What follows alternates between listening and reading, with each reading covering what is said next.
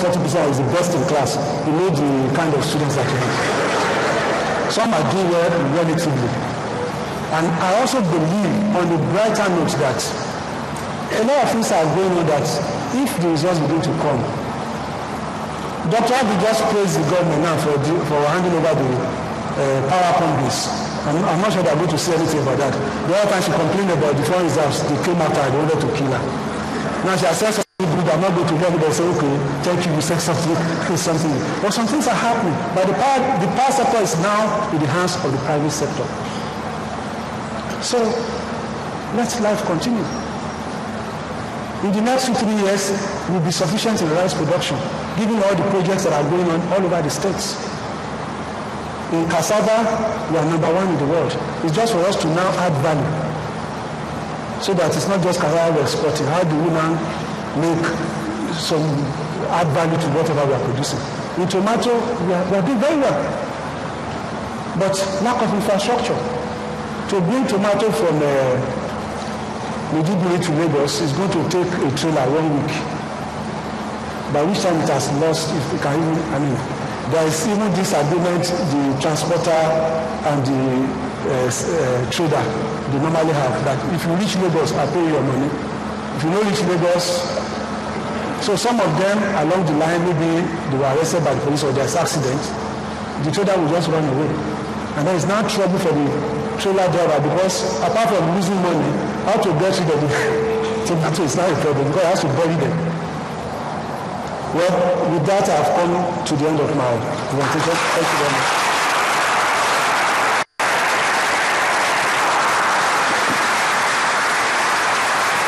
Please, a round of applause again for Mr. Simon Kalawale.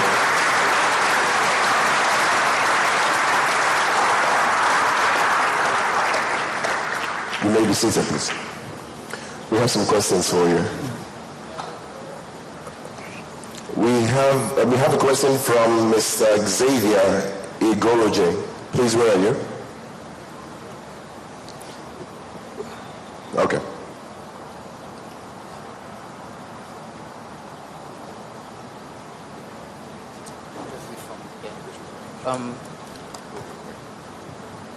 My questions are thoughts, or my question rather is thoughts. We've been able to isolate a problem with the country, and we know we need good leadership.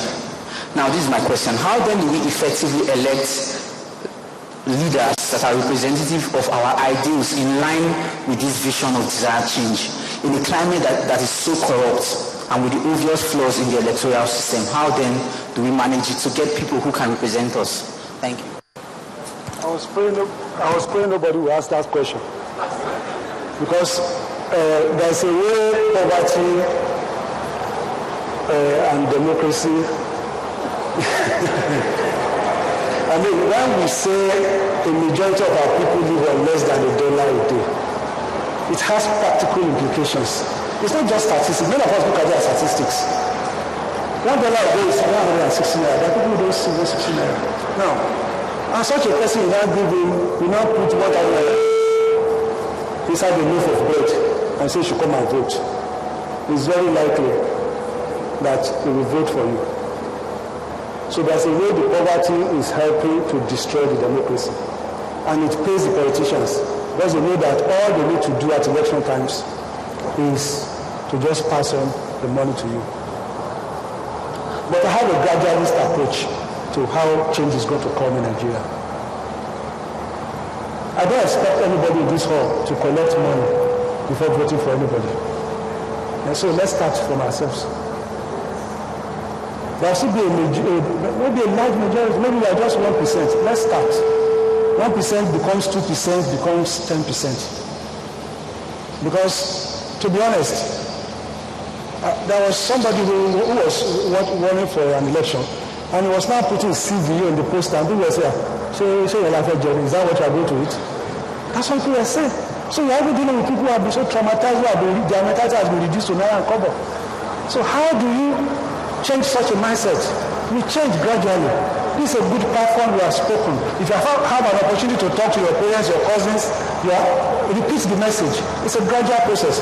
I know that the typical Nigerian youth is more informed, more aware, more politically active now than 10 years ago. And so something has started. Let's celebrate that. Something has started.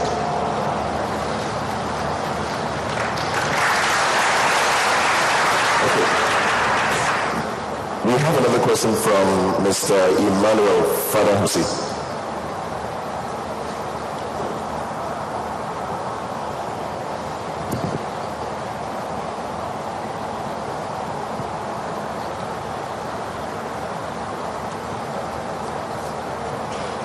Yeah, thank you very much. You spoke eloquently about asking questions from our leaders.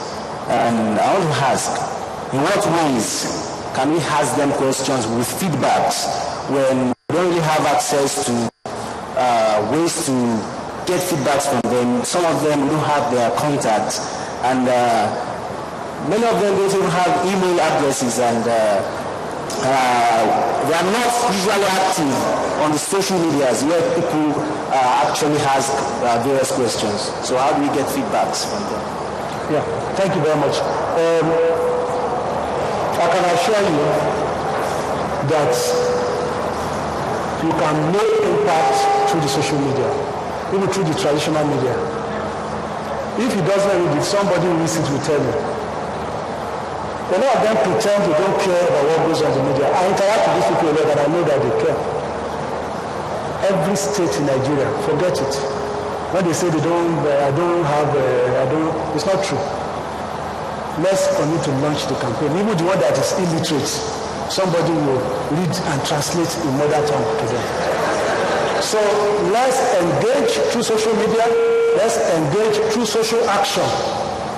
We don't have to be violent. Some people just went to, some young men just went to the National Assembly 2 days ago or 3 days ago. So what do you tell us what you earn? The chairman of the Senate Committee on the came to meet them. So we should not give up. We should not give up. The penetration of social media today is far more than what it was even last year, 2 years ago, 3 years ago. So what will frustrate us if we are expecting result now? No, it's a gradual process. The fight to have a black American president did not start in 2007. The day Rosa Parks refused to get off the bus, consciousness was the consciousness of black people, the conscience of black people was mobilized that day. And you can see a series of events that unfolded. I'm sure if she was a Nigerian and she refused to get up from the bus for the white man, people would have abused her. Is he under you there? This is something we have been doing for 15 years. Well, you know Nigerians. But she sat there. She even said she was tired, that it was not as if she really wanted to be disobedient. And that was the beginning of the end. So all these efforts may not yield results tomorrow, but we have started a process. And that process is unstoppable, believe me.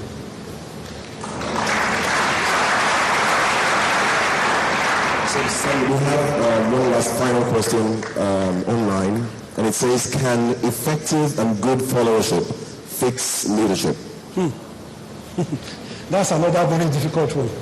There are times in my life when I believe that if we have good followers, they will produce good leaders. I believed it and I was saying it, that the followers themselves are bad. The people deserve the kind of leader they get, and I used to believe that.